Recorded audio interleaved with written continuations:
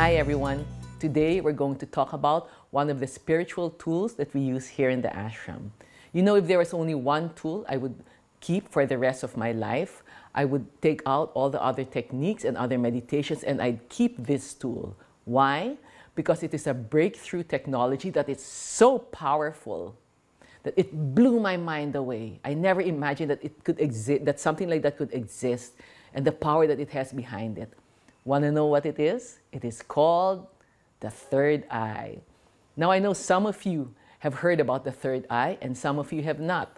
But here to give a glimpse of what the third eye really is about, let's ask the master himself, Master Delpe.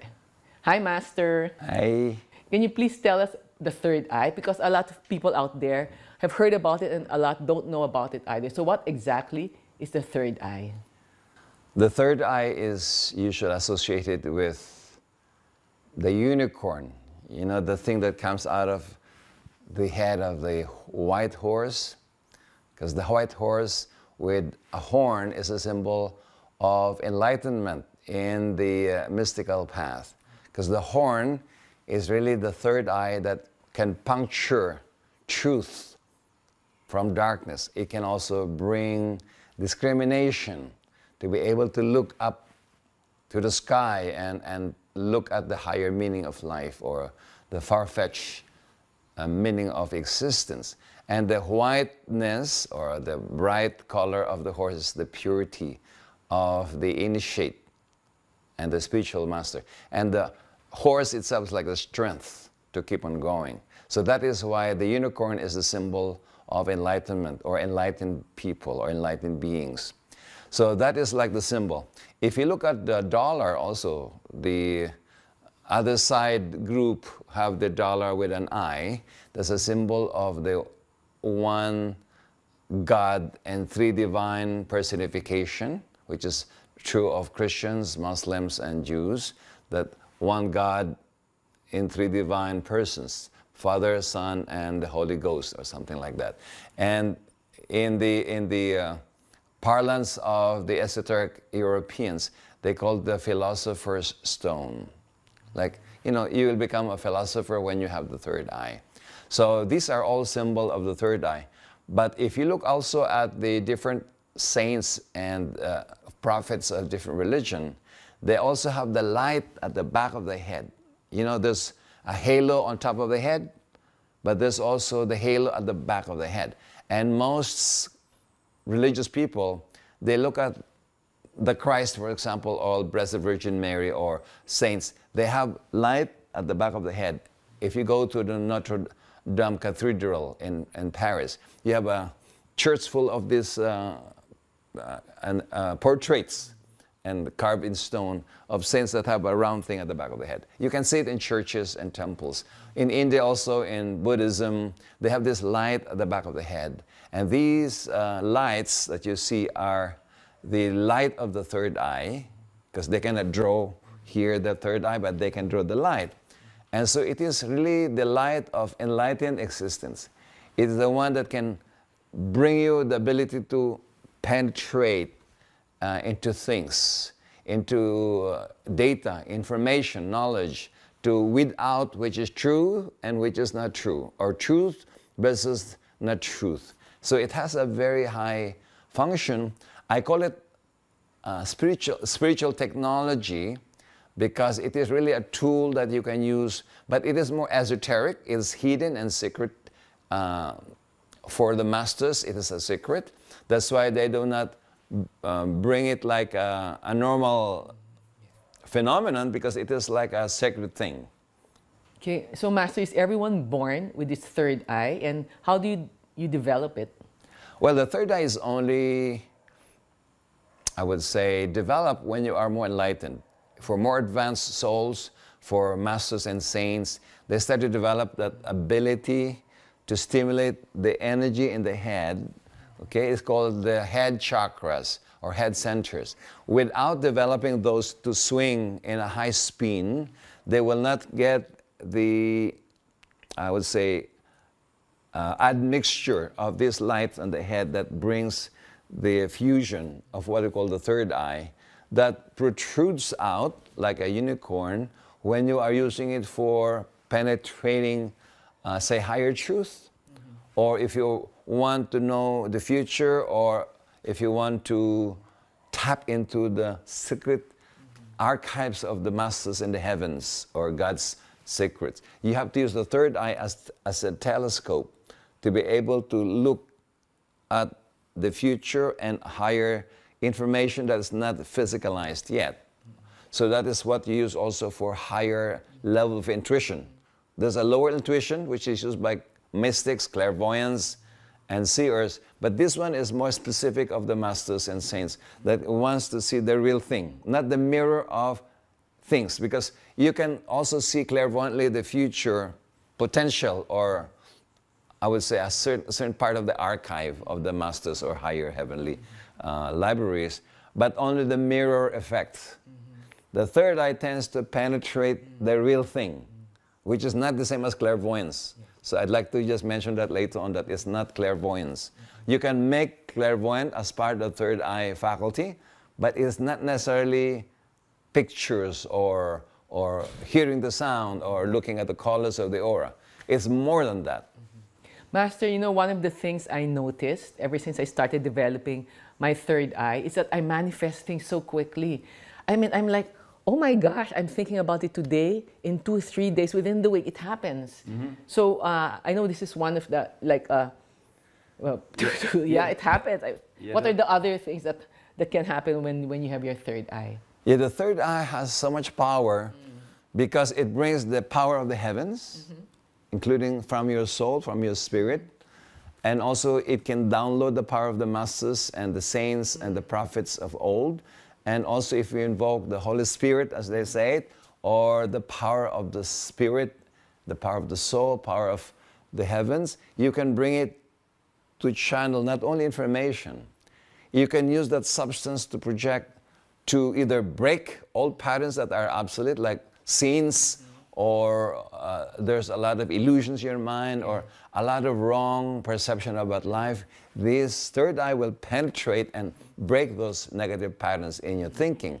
Even self-defeating beliefs or superstition or anything that causes you to be fearful, scared, or block your emotional life.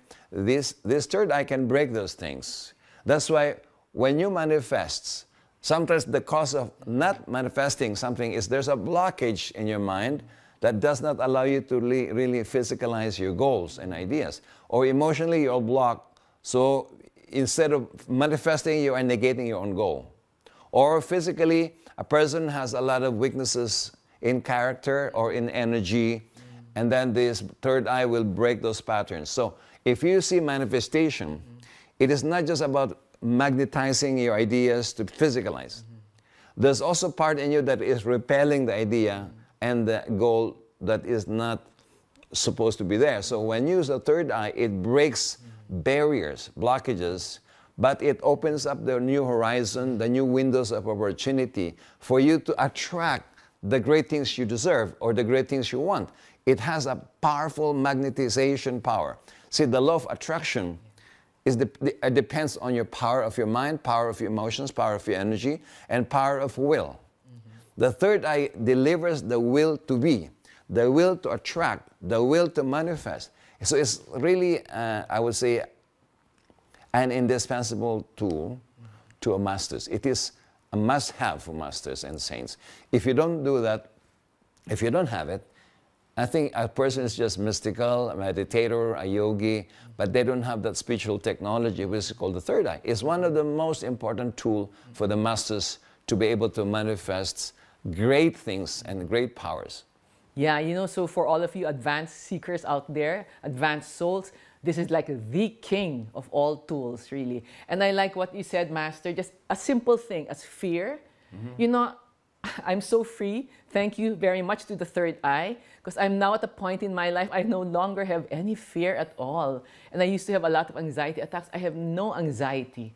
It's just so powerful, and I just love it, Master. And you know, I have to thank you for this book that you wrote. it's become like my handbook. Every time I read it all the time, and I understand more and more all the time. And it's something I wish all of you out there will know. You'll get a hold of it. It's called the Third Eye book. It's really a great tool, a great handbook. And even more than that, Master, for those of you out there who I know will be really interested in this, how will they, get the third eye? How do they get the third eye?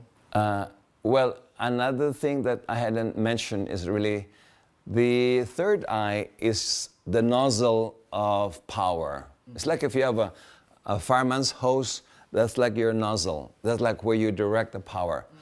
The problem is people do not have the substance and the power, so there's nothing that's coming out of the nozzle. So you need to develop the substance which fuels the nozzle to work to empower destruction, creation, or preservation. These are the three functions, major functions. You can create with it, like manifests. You can break obstacles and destroy negative substance or darkness, or you can preserve the good things you want in life. Now, the condition is you need the substance of light to deliver for that manifestation, but you need the Kundalini substance. You know, the sacred fire that talk in yoga and meditation that comes from your fire in the belly, in the sexual region, in the navel area, that is the substance which is the fuel of the third eye. That's the problem of most practitioners. They don't have enough fuel to eject or to fuel the third eye nozzle. And so that's the first thing that we need to develop. The fire in the belly needs to be developed and alchemized with the sexual energy and with the power of the earth that comes from the earth itself that goes to your navel. And that has to be alchemized. And that is where your alchemy has a challenge, because people don't know how to mix that.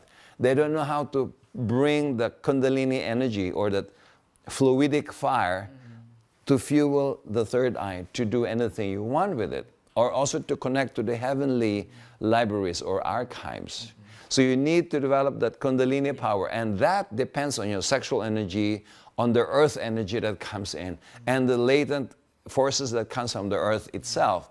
And that you need to mix it properly with breathing, like the lower centers have to be activated to a high degree, that swing of power will also bring like a centrifugal force to bring the power of the earth to be admitted into your bodies and energies and auras and chakras.